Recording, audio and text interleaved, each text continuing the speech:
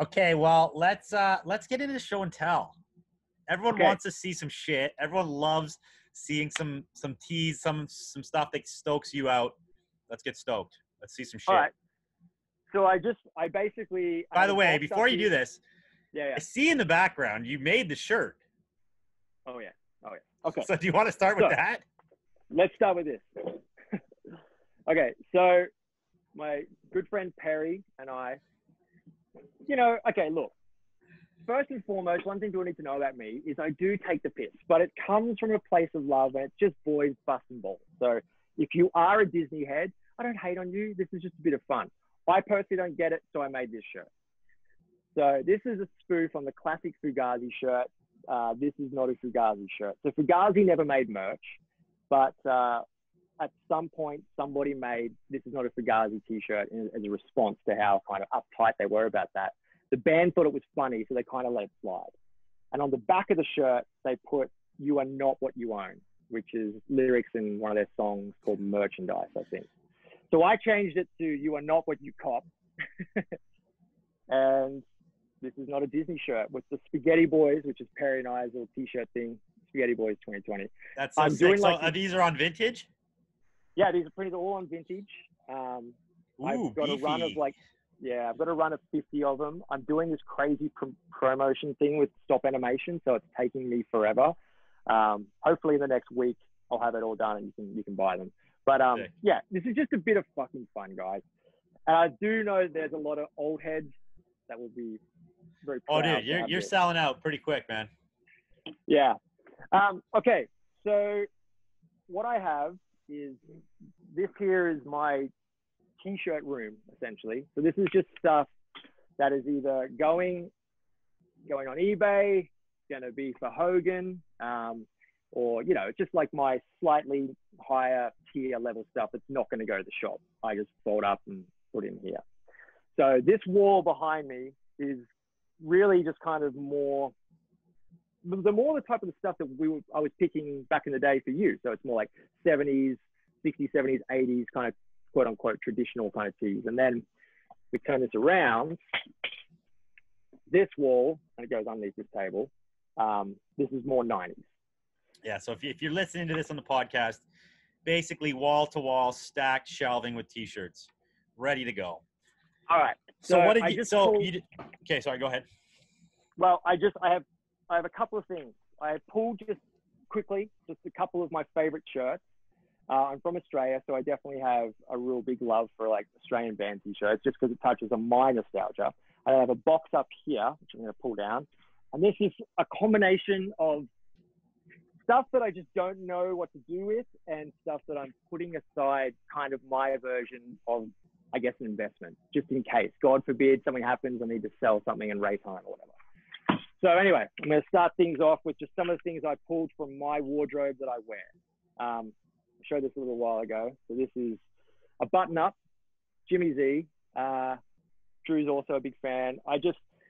That sort of period, this sort of like cocaine guzzling, surf, skate, fucking California shit, I really love. And I mean, it's just so rad. So this one's got the full back print. When you had it turned around, it looked like a t-shirt for a sec, but this is a button-up collared shirt, full black back print of skulls, and then some funky art geometrics on the front, eh?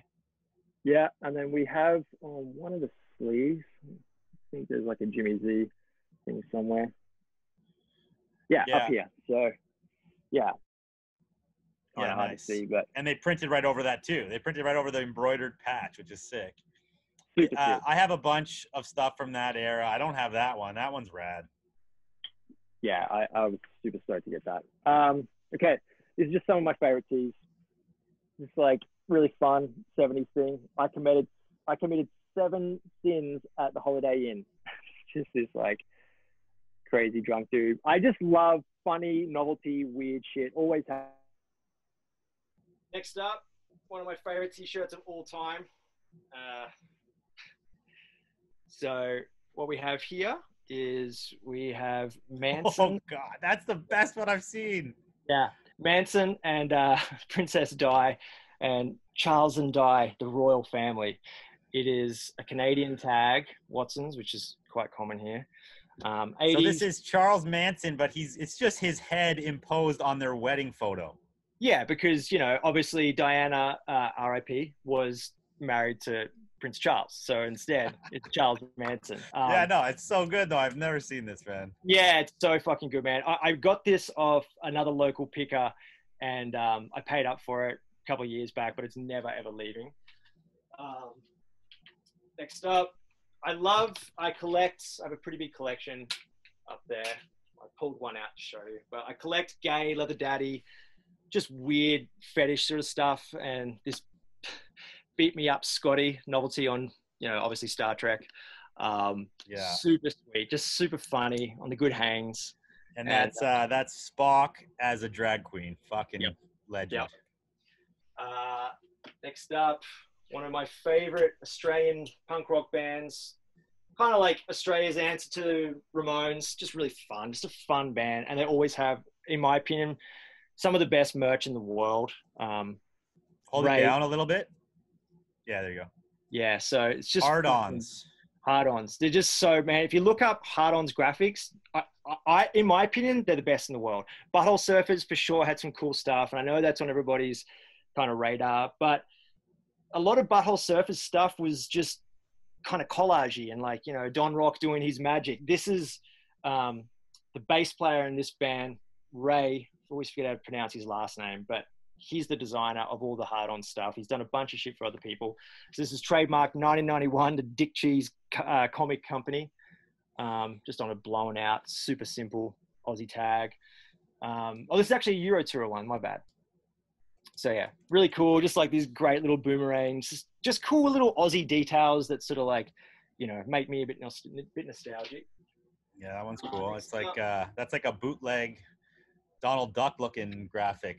Yeah, they've used this quite a bit actually. Next up, one to keep my wife and family guessing. What we have here, Drew, is just a bunch of guys hanging out. Just a bunch of guys hanging out, nothing more to it. Now, you're going to have to watch the podcast to know what I'm talking about here. I'm not going to mention it. Yep. But, yeah, so moving on. Just a good old-fashioned fun right there. Okay, this one has a great story attached to it. So, the band I was in for a long time, War Baby. One of the members in that was John, who also picked for Drew. We had started this band. Anyway, we're doing this interview, and I'm talking about this shirt that I found that I have no idea what it was. I just thought it was the best thing ever. And all I know is that there was like one clip on YouTube, and it's kind of like pretty punk rock sort of thing. This is the shirt. So this is literally maybe my favorite t-shirt of all time. I've had it forever. Big Daddy Cumbuckets. Nothing else to say about it. It's insane. With this morbid obese man with some suspect, I'll leave it up to everyone's imagination what we're dealing with here, for whatever reason, terrorism. And it's just so fucking far-fetched and ridiculous that it ticks every box for me. So the crazy thing about this is one of the people that John works with had read the magazine where I had given this interview, and I talked about my favorite t-shirt, Big Daddy Cumbuckets. Turns out this lady was in this fucking band. They were from Toronto. They were around for a second. They put out one little cassette tape, and that was it. There's a couple of old photos of, speaking of Butthole Surfers on stage, and one of the members is wearing this fucking shirt. Damn. Yeah, another one that every Japanese guy, when they've come here over the years, I've been offered some stupid money for this. I was offered like $1,200 US, which is a lot of fucking money for like just a weird gross. And I will never, ever, people say that. I mean, obviously everything has a price. If anyone wants to drop 10K, what's up? Talk to your boy, slide in the old DMs. But this is the shit that I live for, man. It's funny, it's stupid, and it's my gay pride shirt and has been for many a year. Again, keeping them guessing. Next up, I have just a classic. I've always wanted one of these, and I never find them in my size. Kind of like vintage Wario vibes. So yeah, 60s original. I think so. There's something about the eyes, right? If one eye is bigger than the other, yep. Which this one is. This is original. It's like the original graphic. Exactly. If it's more uniform and like computer generated, obviously it's like it's later. But this is what you said, 70s probably, right? Yeah, like late 60s, early 70s. I mean, I've got this magazine somewhere with like a advertising article in it, and the magazine's dated like 68 or something. So somewhere in that. I mean, look, the tag is, it's probably 70s. Tag is just, you know. Oh yeah, it looks good. Could be 60s. I mean, it could be either or, but regardless, just classic. Just love it. Fits me well. Burnt out in a way that I like.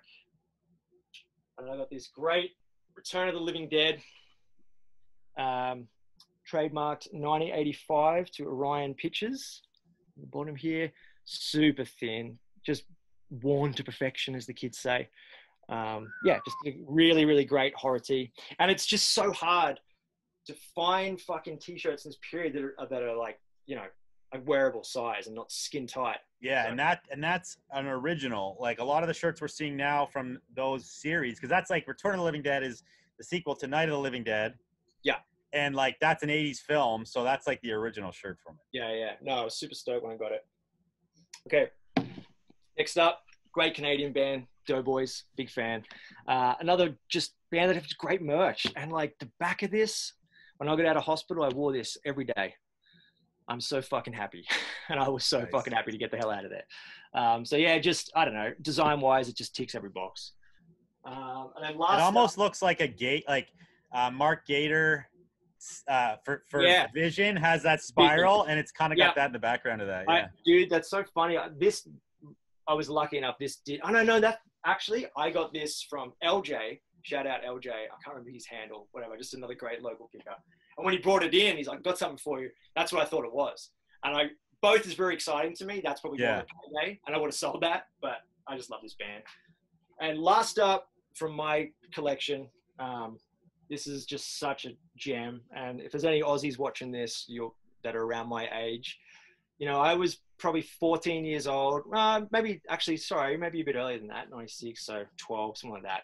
But I was very young when this album came out, and it fucking changed everything for me.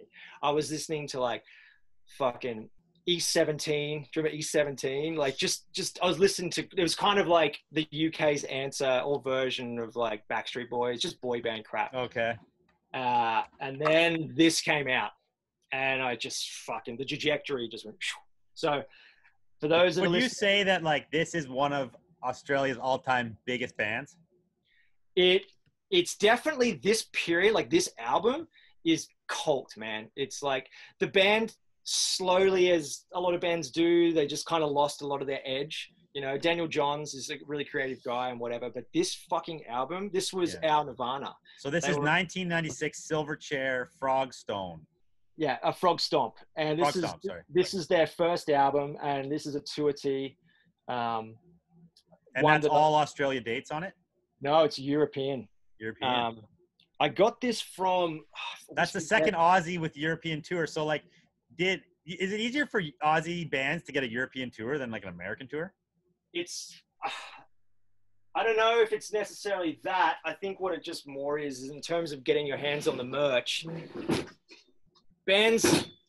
I actually don't know why, but I just commonly do find, like, online, on eBay or whatever, I just commonly do find... if it is like Cosmic Psychos, Hard-Ons, whatever, like they did tour Europe quite a bit, and I've had way more luck finding that stuff. I don't know. Yeah, it's really hard to find, and if there's any Aussies watching this, I'm sure they'll agree. It's really hard to find Aussie merch. Okay, so now I have this box, and there's a lot in here, so I'll just pick and choose.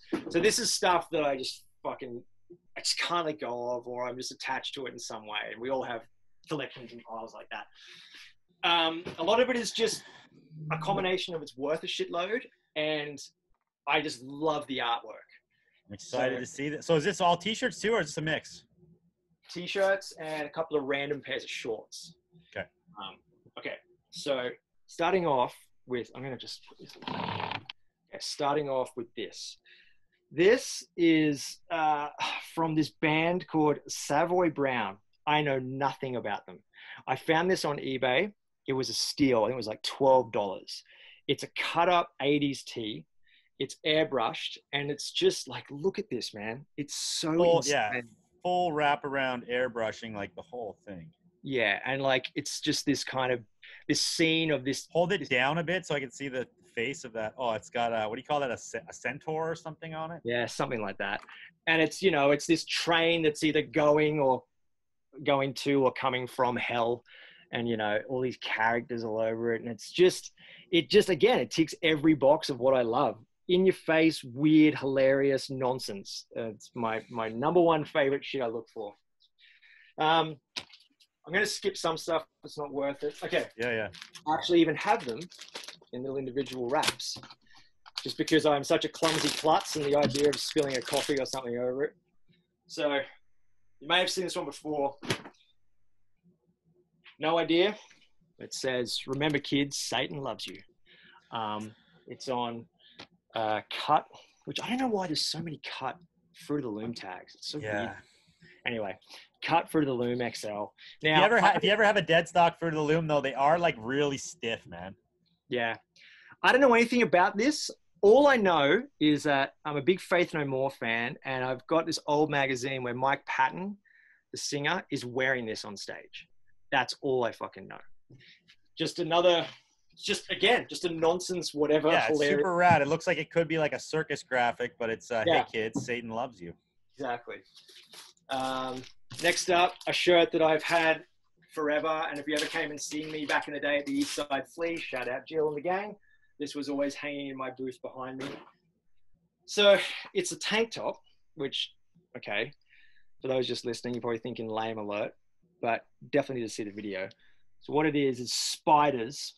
It's I'm assuming some sort of strip club or whatever in the Philippines, but on the back, all over print spiderweb graphic, on the back, it says spiders.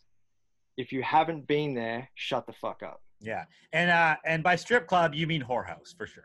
Yes, I do. Yeah. So yeah, and it was so funny because when I first got it, it was that color, but it hung in the window of the shop so long that the sun just like kind of fucked with it. I remember that being up. Yeah. Okay, next up. So this is a original Seductionaries. Now, as far as Disney goes, this is the Disney that I will fuck with. Bootleg Mickey shooting heroin into his arm with the Anarchy in the ear. It's hand painted, which is kind of hard to see. It's fucked, like. Yeah, but it's which fucked is fine for those shirts because that's where somewhere where the wear can actually add to the vibe. The colors on that are really vibrant. Yeah. Super cool, man. Yeah, man. So I got 3. Can we get a flick test? No, just. So I got 3 of these old Seductionaries tees, and at one point in time, they were like.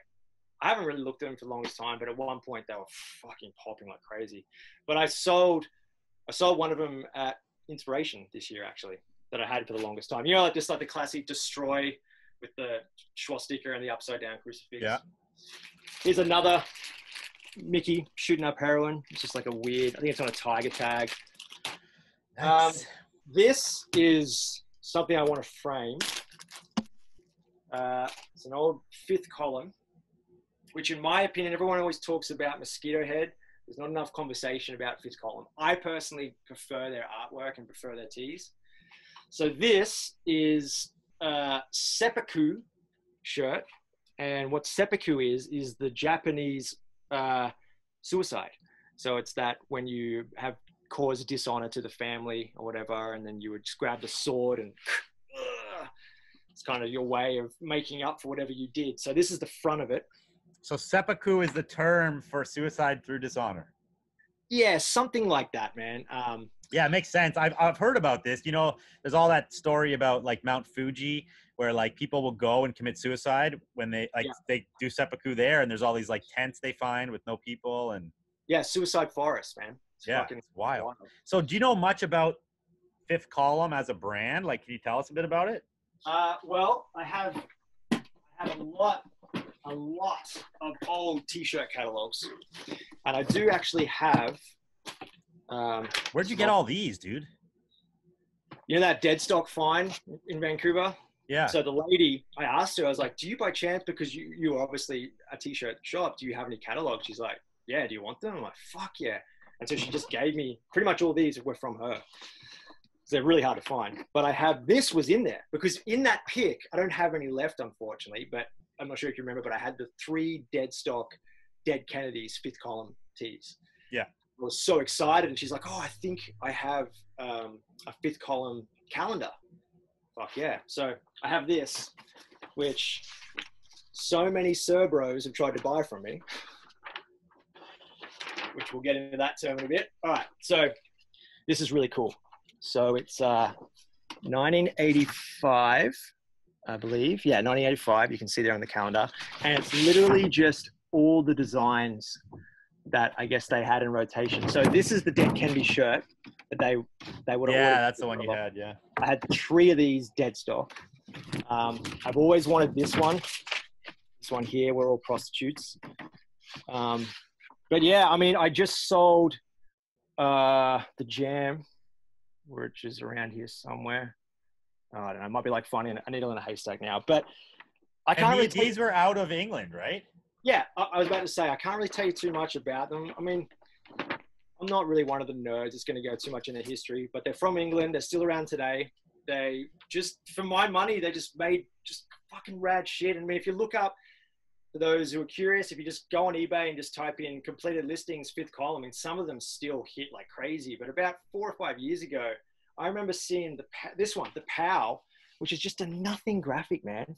Like this one here, you know what I mean? Like it's just kind of like old comic book Spider-Man shit, yeah. Or sorry, Superman, yeah. Remember seeing that sell for like $2.5 grand US and just like bids. Brrr.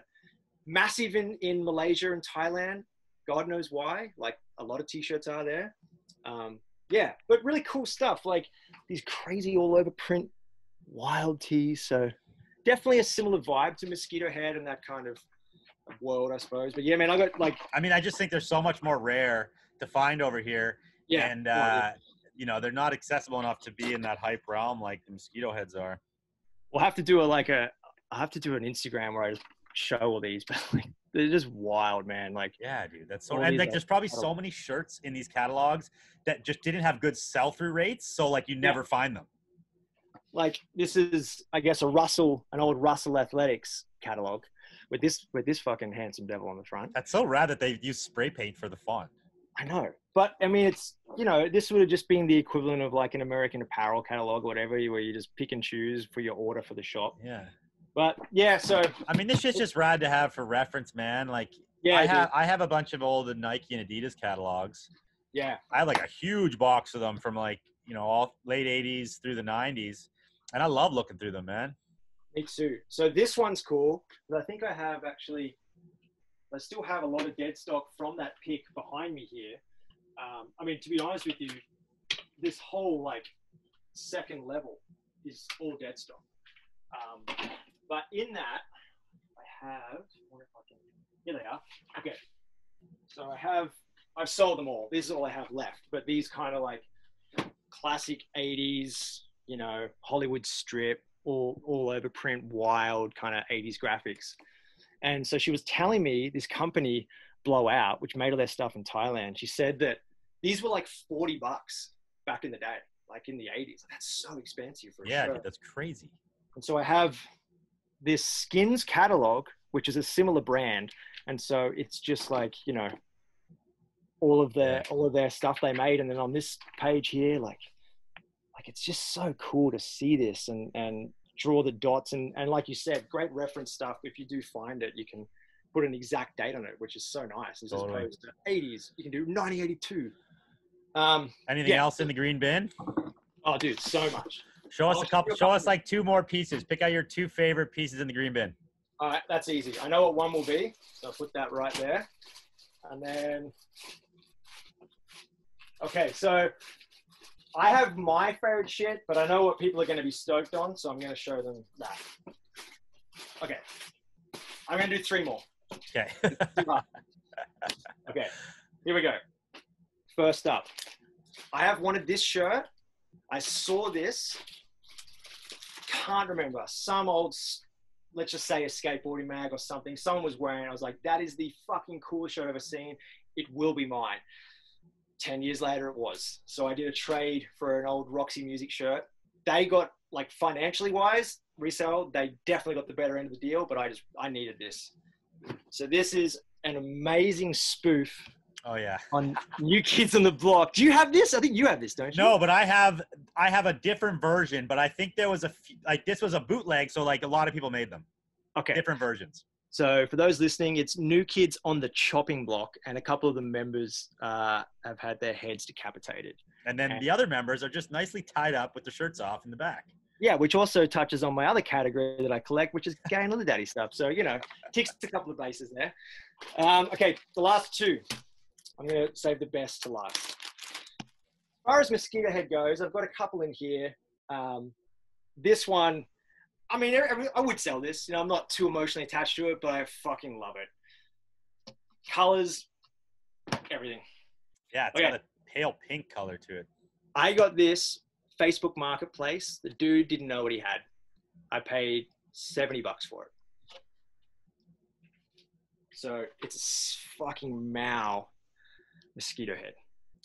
Yeah, that's Mao, the Chinese dictator, mosquito head, and it's a really cool pink. And, a lot of mosquito heads fall into pieces because of the bleach, the whole process, they just fucking weren't made to last. They were actually, from what I've heard, I don't know if you've heard this as well, that was on purpose. Like they were meant to disintegrate. You know what I mean? So, yeah, I heard that. So over time, you develop little holes and rips and stuff on the white bits where it's been bleached. Exactly. So yeah, this one's just the colors. My wife and I have a bit of a weird obsession, not obsession, more fascination with Mao, like imagery wise. There's just something about it for me. So yeah, this ticks a lot of boxes. Now we are ready. Yeah. Is the fascination just like his blank dead stare, or like? It's got nothing at all to do with his politics or how fucking horrible he was. It's nothing to do with that. It's just like I've got a couple of busts that I'm getting off my friend Andy. I don't know, like Kelsey has like a Mao watch. I've got a couple of the Mao shirts. I can't tell what it is. It's just weird, it just touches because something. Mao is responsible for like some of the biggest genocides. Is that right? Like he killed a lot of fucking people. It's not good. It's definitely not good. Don't quote me on that history, but I know it's not good. Yeah, don't quote me either. I just like the t-shirt. All right. I know I've said this a lot, but this I have wanted well before I met you for fucking years in Australia. I saw it on somebody and I was like, what the fuck? Didn't know they existed. I brought these off the screen printer's brother who told me that they were a fucking nightmare to print, and you're about to see why. They, I think, only printed like a handful, maybe 100 at most. And so what I have here is an early pair. It's the ultimate grail for hard-ons collectors. And there's a lot of hard-ons collectors in Australia. So fucking sick, man. These are shorts. Yeah, this is like all overprint shorts, and it has that robot. I feel like is from a famous TV show or something, right? It is. I always, because they like hard-ons reference a lot of like pop cultural stuff in their designs. Yeah, like the Donald Duck on the tee. Exactly. I can't think of who this fucking is. Yeah, anyway, if you're watching this, yeah, totally. Show the back. Anyway, the back, man. Okay, here we go. And again, the back has like, looks like almost like He-Man characters and shit, and like goblins and. Yeah, it's so. Grandma characters that look like so almost like Ed Roth. This is a character from like one of their albums, and yeah, it's just, man, this is staying with me to the end. Like, there's no price. This is, I know we say that, but there is literally nothing you can offer me. This is the biggest nostalgia hit for me. So yeah, I mean, like there's a bunch more, maybe another time. I've got another crazy pair of shorts in here. I will show these just because you don't see shorts too often. I got these in Germany after here's a little tidbit for you guys. There's so many random hashtag searches that you can do that you wouldn't think of, like hashtag dad's old t-shirt, hashtag stuff dad wore. And this was one of those searches, just bored one day having a beer. And I see this. Somebody on Hogan last night shouted you out saying, I don't know if you read the comment, but he was like, I've been scoring because of your hashtag tips. Oh, really? Yeah. I mean, I have so many. And I feel like I've really like tapped that market and drained it empty. So I'm happy to give them out now. Anyway, okay. These are crazy. So these were from Germany. Some girl posted them, like dad's old shorts or whatever. I was like, oh my God, would you sell those? And she did. And I can't remember what I paid for them. But yeah. So Heavy Metal magazine. And they're just these weird just weird bootleg novelty, same print both sides, super cool. And, you know, it's a type of merch that was really big in the 80s and early 90s.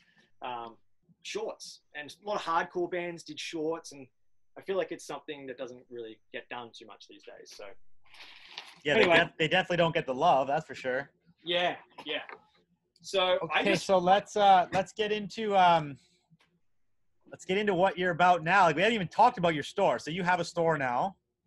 Fill us in. Yes.